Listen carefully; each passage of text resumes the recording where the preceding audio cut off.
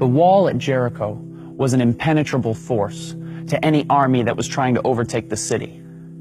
Before even dealing with the wall, the attacking troops would have to navigate their way across a 27-foot wide, 9-foot deep pit that lined the outer edges of the city. Then there was the wall itself, 17-foot high, 5-foot thick, pure mass of solid stone.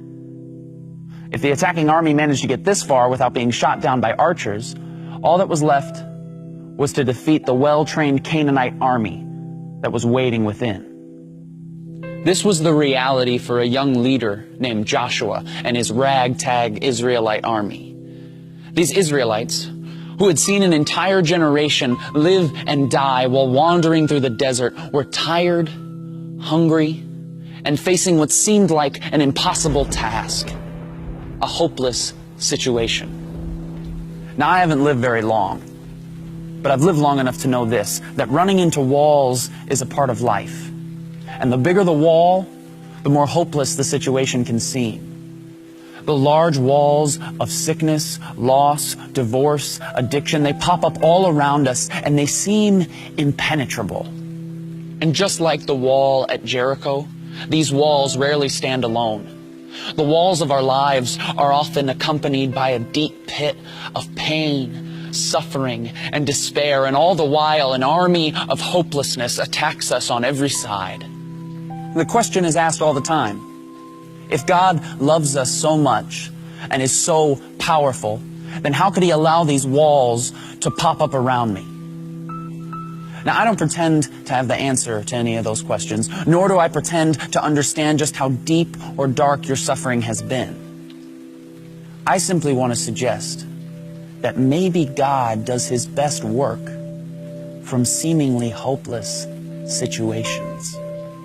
When I read the Bible, I read about people and characters, all who faced seemingly hopeless situations. In fact, I cannot find a single person who walked faithfully with God without first facing a hopeless situation. Adam and Eve ruined paradise by inviting sin and death into a perfect world. A hopeless case. Joseph was betrayed by his brothers for his pride and put in prison. A hopeless case. Moses was cornered on the banks of the Red Sea with the most powerful army in the world breathing down his neck. A hopeless case. Gideon was 300 against 300,000. David stood across the valley from a bloodthirsty giant. Esther was a woman trying to gain a word with a prideful king. Daniel's roommate was a lion. His friends were thrown in an oven. Jonah sucked at his job and got stuck in a whale. Peter was a coward. Paul was imprisoned. The 5,000 had no food. Lazarus was dead. Timothy was too young. Abraham was too old. The youngest son was too stupid. The walls of Jericho were too strong. And Jesus was humiliated, hung on a cross, and buried in a tomb, burying all hopes of the revolution that was hoped for thousands of years.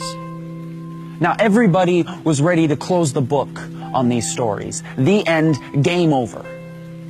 But if there's one thing we learn from the Scriptures, it's that we can never place a period where God has placed a comma. Because when all other options have been worn out, when circumstances couldn't get worse, when everything else has failed, get ready, because that is exactly where God shows up. Because Joseph became second in command. The Red Sea parted.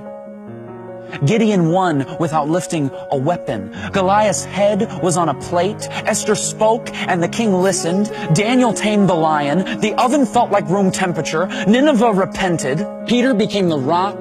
Paul rejoiced. 12 basketfuls were left over. Lazarus was just kidding. Timothy built a church. Abraham built a family. The youngest son came home to a party. The walls of Jericho came a-tumbling down. And Jesus Christ pulled off the resurrection, defeating sin and death. And the creation that had been marred so many years ago was now restored for all time.